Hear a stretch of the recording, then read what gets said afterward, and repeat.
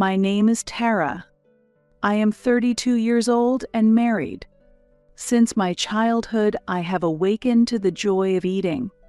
My grandmother, who adored me, found it adorable to watch me eat and kept feeding me, so by the time I finished elementary school, I had already developed a body that could rival an adult's.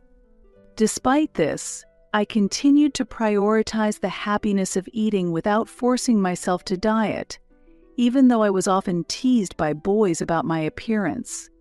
My friends, who accepted me as I was, would grab my arms while saying, "You really look happy when you're eating. That meat looks soothing."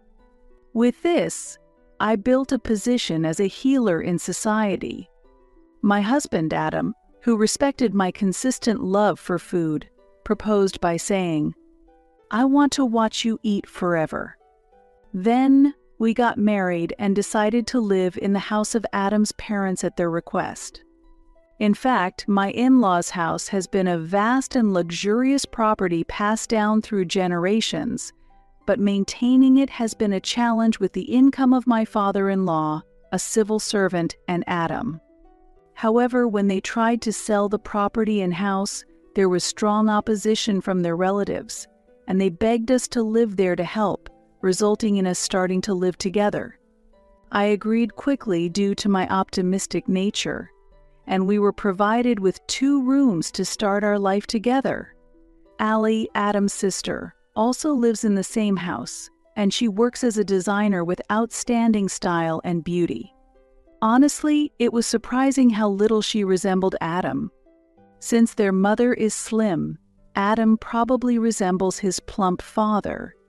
However, she doesn't seem to like me much when I first greeted her. She bluntly said, "You two are quite alike. I'm not fond of people who lack self-control."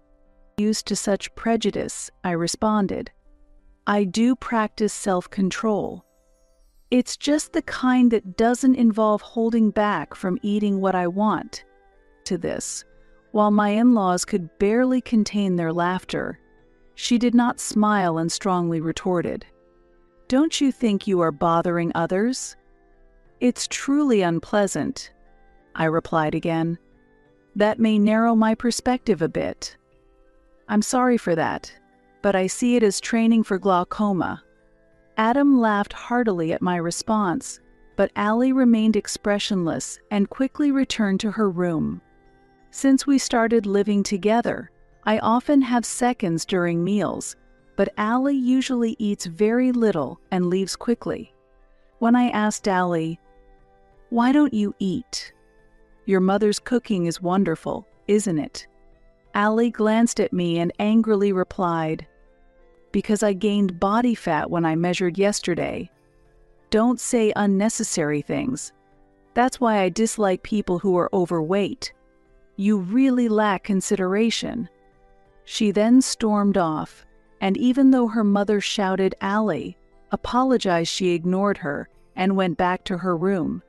Her mother apologized to me, looking sorry, saying, "I'm sorry, she used to love eating too," and when I happily continued eating and said, "Your cooking is really delicious," it's a shame her mother was pleased. I always believe that food brings happiness to people. In this communal living, I have a good relationship with my parents-in-law and Adam, and especially enjoy the delicious home-cooked meals by my mother-in-law. My father-in-law would say, "You really eat well. It makes me hungry too," and we enjoy drinking together in the evenings, sourcing local delicacies and going out to nice restaurants, building a very good family relationship, except for Allie. She always cautions us during meals, saying, "I can't handle such high-calorie food. I don't understand eating late at night. Hold back a little." When invited to eat together, she refuses, saying, "It's embarrassing to be with someone who is overweight." I casually brush it off with, "Well, if that's how it is, then it can't be helped," and when the family and I go out, upon returning, she starts angrily, "Why would you go out dressed like that? Unbelievable." I joke and laugh, saying, "Oops." I got scolded again, and Allie returns to her room angrily. The family can't help but burst into laughter, as if watching a comedy. It seems she doesn't find it funny that I enjoy a sense of unity with the family, regardless of what I say. Ali then began to criticize from a different perspective, saying, "Really, what is the point if the daughter-in-law doesn't cook? Dad and Mom spoil you too much." Since I could work from home, when we moved in, I was able to use a room for work, and we had agreed that I would pay rent in exchange for my mother-in-law handling the household chores. When I told this to Ali, she pressed me, saying, "You say you're working, but you're just touching the computer all day long in your room. You're probably just playing. What kind of work are you doing? Tell me." When I couldn't answer clearly, she concluded, "See, my family and your brother are the same. They won't tell me specifically. You're definitely not doing any real work." There were special reasons I couldn't tell her, but I couldn't discuss them. As a result, she completely believed I was a NEET. Despite my nature of not being swayed by others' opinions, I ignored Ali's words when she called me a lazy NEET wife, thinking, if that's what she wants to think, I'm fine with it. However, I could never have imagined the turn of events that occurred about a year after we started living together. Ali announced that she was getting married. Her fiancé was a graduate of a prestigious private university and an elite working at a major publishing house. She said she fell in love with him at first sight during a collaborative work project.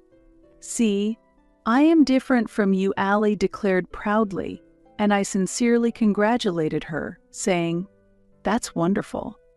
At the family introduction, I couldn't meet him in person due to an important work commitment, but the photo Adam brought back showed a very handsome young man, and they made a stunningly beautiful couple. I had a feeling I had seen him somewhere before but couldn't quite recall, and soon it was the day of Ali's wedding. That day, I went to the wedding venue with Adam and my parents-in-law. The venue was decorated luxuriously, just like Ali, reminiscent of a celebrity's wedding featured in magazines. I was excited about the food and headed to the family table, but strangely, I couldn't find my seat. My husband and parents-in-law helped me look for my place card, but it was nowhere to be found. Even after rechecking the seating chart on the invitation, my name was clearly listed. I stopped a staff member and asked, "Excuse me, but I can't find my seat," and they quickly contacted the manager, who replied, "We were informed by the bride that the person for that seat would not be attending." Shocked, I rushed to the bride's room and asked the bride, dressed in her wedding gown, "Ali, I can't find my seat." Ali turned around reluctantly and said, "Today is my day to be the center of attention. I don't want people I don't wish for here. If you want to participate, pay $10,000. My husband and his parents, who were there, could not hide their shock and collectively condemned her words, saying, "Ali, why would you say that? Quickly prepare her seat. Think before you speak." Following this, Ali hysterically screamed, "Enough, enough, really enough. Dad, Mom, brother, you all spoil your sister-in-law too much."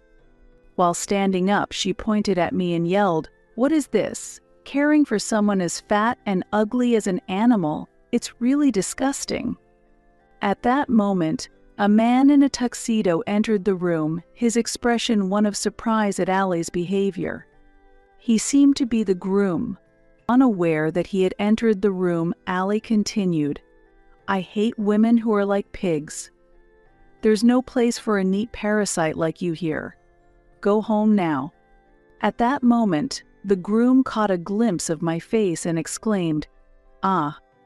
His complexion turned pale rapidly. He rushed over to Ali, shouting, "Wait, wait. Ali, what are you doing?" as he grabbed her arm and covered her mouth. Ali retorted, "Let me speak. Don't touch my face. You'll ruin my makeup while trying to shake off his hand. What's wrong with telling the truth? I don't want to be thought of as related to this person, she said, panting while she straightened her disheveled hair. Then, the groom quietly said, "You don't care if I lose my job, do you?" Allie, with a shocked expression, responded, "What?" and stared intently at the groom's face. Then he turned to me and declared, "This lady here is the renowned illustrator Tara. She's a significant figure at our company." He shouted assertively, ran towards me, and loudly apologized. "My wife has made an inexcusable mistake." Allie stood there dumbfounded and muttered, "No way." The author of Happy, even if ugly or fat. The groom urged her, "Exactly. Apologize now, my job is on the line." Allie still couldn't accept reality and murmured to herself, "No, say it's not true. An illustrator has lots of assistants, right?" Impatient, the groom responded, "These days most of the work is done on computers, so we don't need a lot of staff. Now apologize," he demanded sternly while tapping the floor. Allie, still unwilling to accept the truth, looked desperately at her husband and parents. "This is a lie, right? Just someone who looks like her, right? You didn't know either, right, brother?" Adam shook his head and firmly stated, "It's true. You talk too much, so we were asked to keep it a secret. She said she was fine, even if you called her a neat." As Adam spoke, his parents quietly nodded, and Allie muttered with a pale face, "I was the only one who didn't know." The groom pressed her, "Just apologize," but Allie bit her lower lip and stubbornly shook her head, "No, because it's true that she's fat. I haven't done anything wrong." Then the groom approached Allie, held the back of her head firmly, and shouted, "What nonsense are you spouting? Apologize." Now, as he demanded, her father approached and revealed, "Allie, apologize right now. It was Tara who settled your debts." Hearing this, the groom, Steve, was surprised and asked him, "Debt?" He then began to explain, "It's embarrassing to admit, but my daughter blamed me for her ugliness and demanded money for cosmetic surgery." Allie interrupted him loudly, shouting, "Be quiet. That's not relevant right now." Steve, hearing this for the first time, pressed, "Allie, cosmetic surgery? Allie, is that true? I wasn't aware of this." Allie, distorting her face, said, "It's a lie, all lies." "Dad, what are you saying?" "Steve, don't take it seriously," but her father shook his head. "I knew you hadn't told him. You should have known before the wedding." "I'm sorry for hiding this," he apologized to Steve. He continued, however, "I now regret providing the funds for the surgery. Tara has made me realize that," he said, expressing his gratitude towards me. Hearing this, my mother-in-law hesitated before stepping forward. "I regret not stopping it, but I couldn't bear to see you ridiculed by others. Steve, I sincerely apologize. Please forgive us for keeping quiet," she said, tears welling up in her eyes. Steve, apologized to by the parents, showed confusion but responded generously, "Don't apologize so much. Nowadays, cosmetic surgery is common and changing a little bit." However, Allie stubbornly insisted, "I didn't do any of that." "Steve, don't believe them." "Mom, why would you say that?" continuing to deny everything strongly.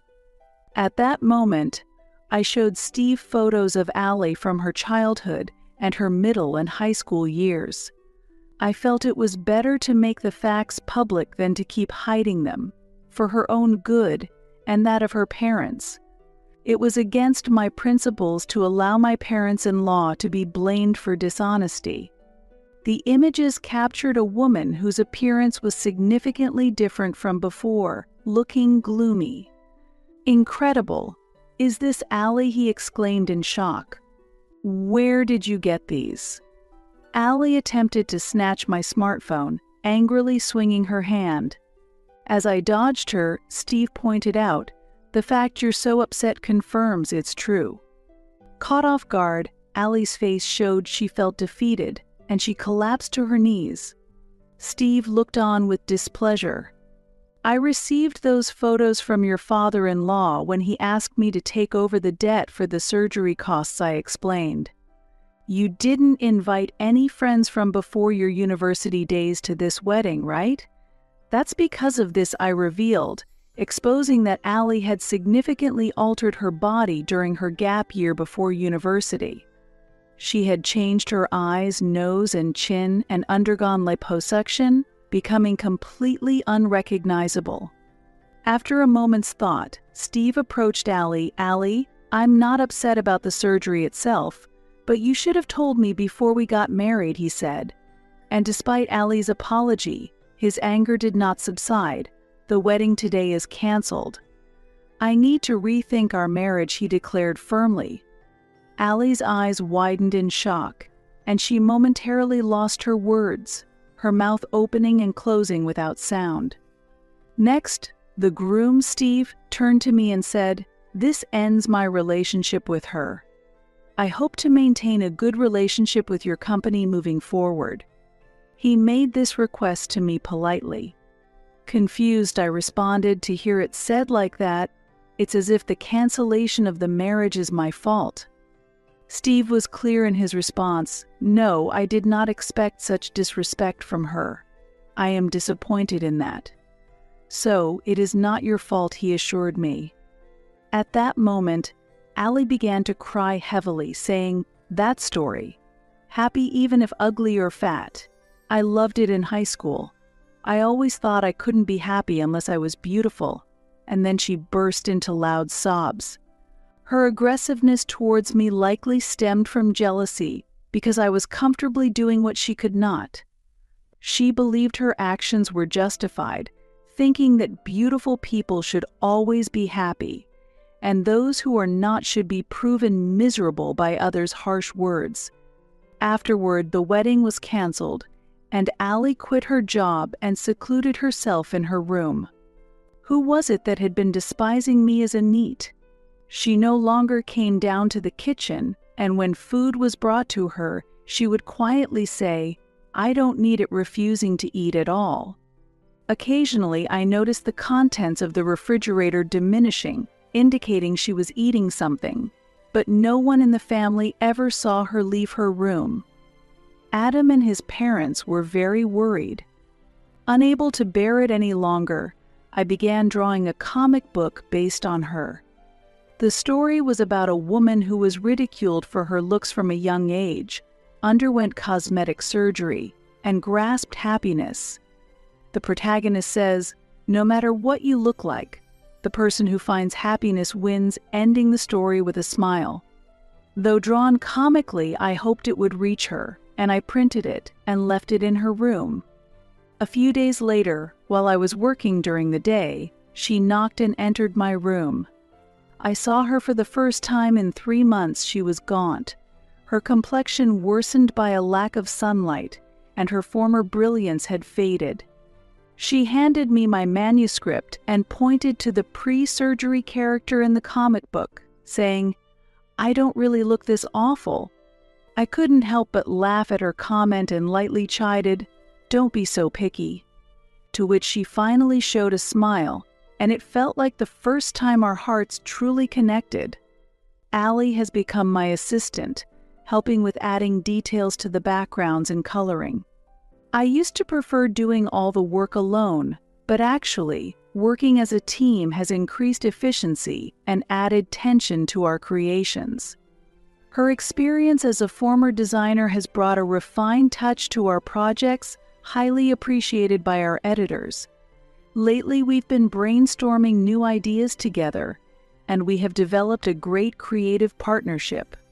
In this creative process, our exchange of ideas and the merging of various concepts have led to unexpected new ideas. Given that Allie was once a huge fan of my work, our thoughts and sensibilities match surprisingly well, making our work together very smooth. In our free time, we also refresh ourselves by attending yoga classes or working out at a local gym. These activities help maintain our health and enhance our creative energy.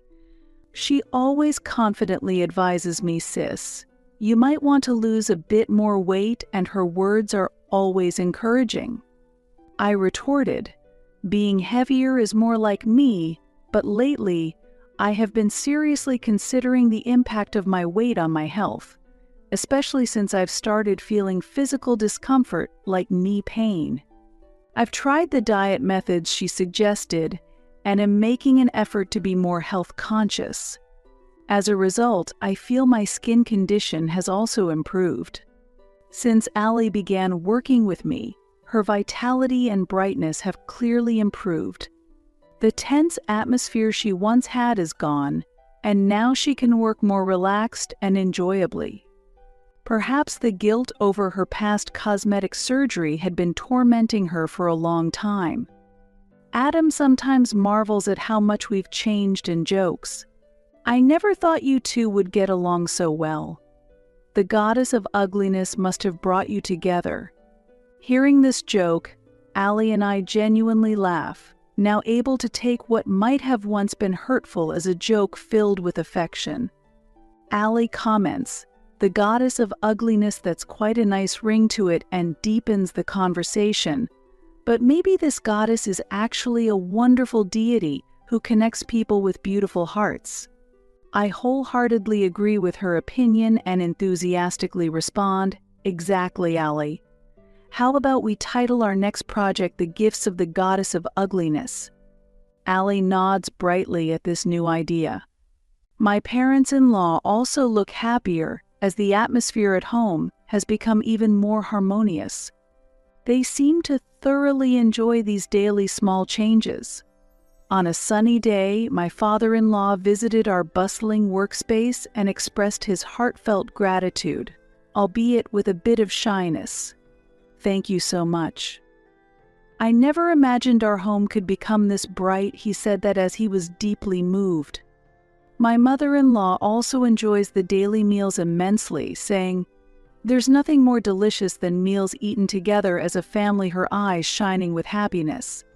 Today, as we enjoy the delicious meal painstakingly prepared by my mother-in-law, Ali and I are preparing for upcoming tasks.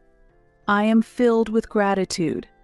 Through experiences like these, I have once again realized how unpredictable life can be, steering us in directions we never anticipated.